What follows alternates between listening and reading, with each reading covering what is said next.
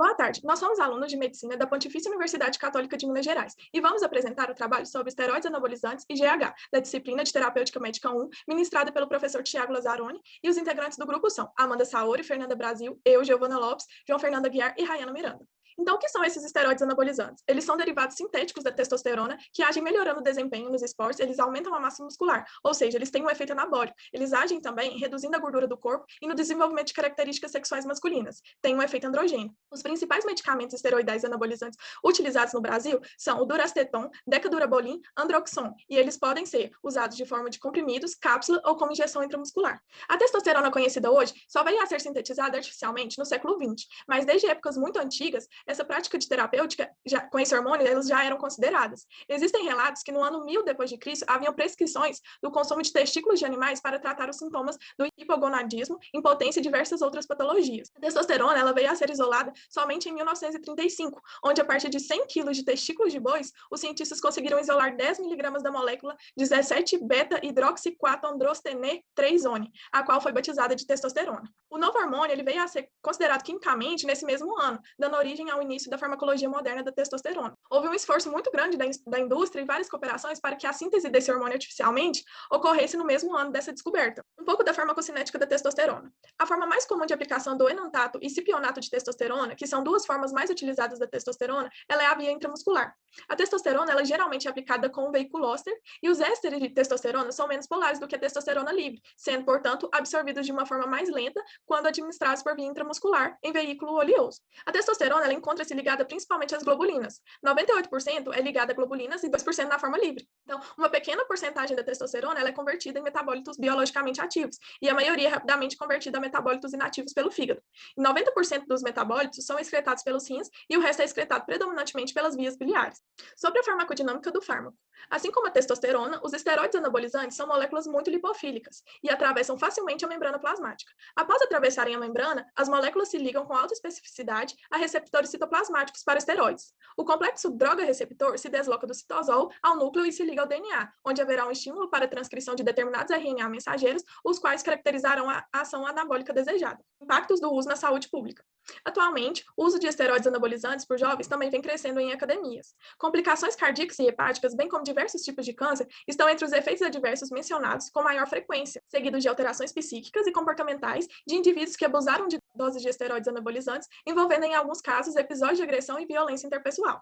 Quanto às medidas públicas, no Brasil, os esteroides anabolizantes são classificados como medicamentos de uso controlado, porém sem receituário especial, levando ao chamado uso médico e não médico desses fármacos.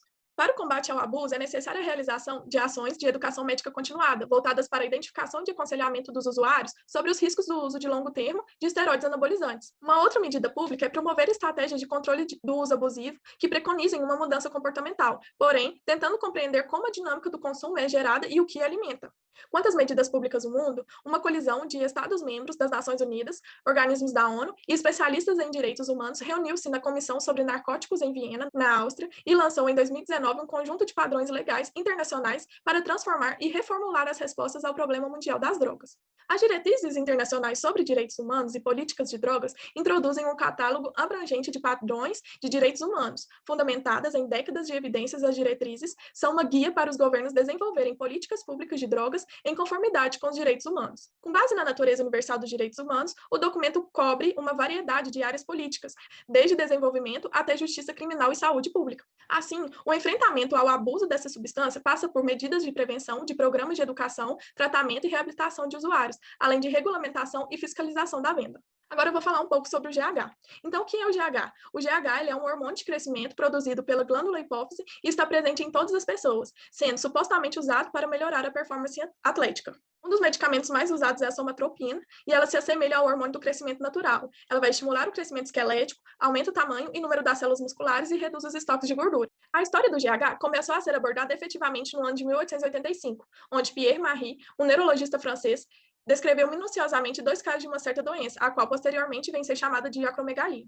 Em 1921, após anos de pesquisa e estudos, Herbert Evans isolou o hormônio GH da adenohipófise bovina e injetou em ratos, produzindo gigantismo nas cobaias. Depois de anos, foram passando pesquisas e foram desenvolvidas. O próximo evento relevante ocorreu em 1956, onde o GH ele foi extraído de cadáveres humanos e utilizados para tratar a deficiência do crescimento de certas crianças. Entretanto, somente em 1981 ocorreu a produção sintética do GH e, a partir disso, houve maior disponibilidade desse hormônio para tratamento de certas condições. Antigamente, a disponibilidade era escassa, oriunda principalmente de GH retirado de cadáveres humanos. Quanto à farmacocinética do GH, em geral, a sua administração ela é feita através de injeções diárias aplicadas ao deitar por via subcutânea e tem absorção lenta, mas constante. A biodisponibilidade é de cerca de 80%, com meia-vida de cerca de 3 horas. O metabolismo ele envolve o catabolismo proteico, feito principalmente pelo fígado e pelos rins, e sua eliminação ocorre, assim como na testosterona, pelos rins e vias biliares. Quanto à farmacodinâmica, o GH ele vai exercer suas funções mediante ao receptor específico chamado GHR, membro da família dos receptores de citocinas. Após a ligação, ocorre a transmissão do sinal via fosforilação da enzima JAK2, o que resulta na ativação de diversas proteínas de sinalização intracelular, as STATs. Essas proteínas STATs fosforiladas se deslocam para o núcleo, se ligam ao DNA e ativam a transcrição de genes específicos que culminarão nas ações clínicas do GH. Os impactos do uso na saúde pública são que, em geral, quando usado sob orientação médica, o tratamento com GH é bem tolerado e tem poucos efeitos colaterais. Em adultos, os principais efeitos colaterais se relacionam com a retenção de água que o GH pode promover, causando inchaço, dores articulares ou musculares, formigamentos de extremidades, geralmente estão relacionados com a síndrome do túnel do carpo. Portanto, o GH ele pode ter um impacto positivo na saúde pública, com o uso sob orientação médica. Cada vez mais esse hormônio ele vem sendo utilizado sem comprovação científica em outras condições, uma delas como agente anti-envelhecimento, aumento da massa muscular em atletas e redução de massa gorda. Esse uso indiscriminado e sem comprovação de fins do GH pode potencializar os efeitos negativos comentados.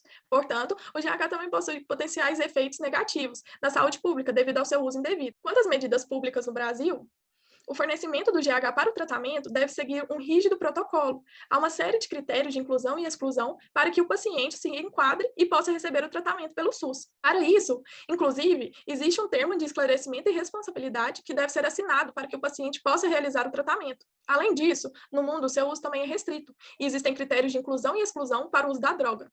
Também é notório que há um mercado negro envolvido no uso dessas substâncias no Brasil e em outros lugares do mundo, a qual pode ser facilmente comprada via internet sem necessidade de comprovação de um fim terapêutico, ou seja, pode se comprar sem receita. Em suma, o enfrentamento ao abuso dessas substâncias passa por medidas de prevenção, de programas de educação, tratamento e reabilitação de usuários, além de regulação e fiscalização da venda. Essas são nossas referências. Obrigada.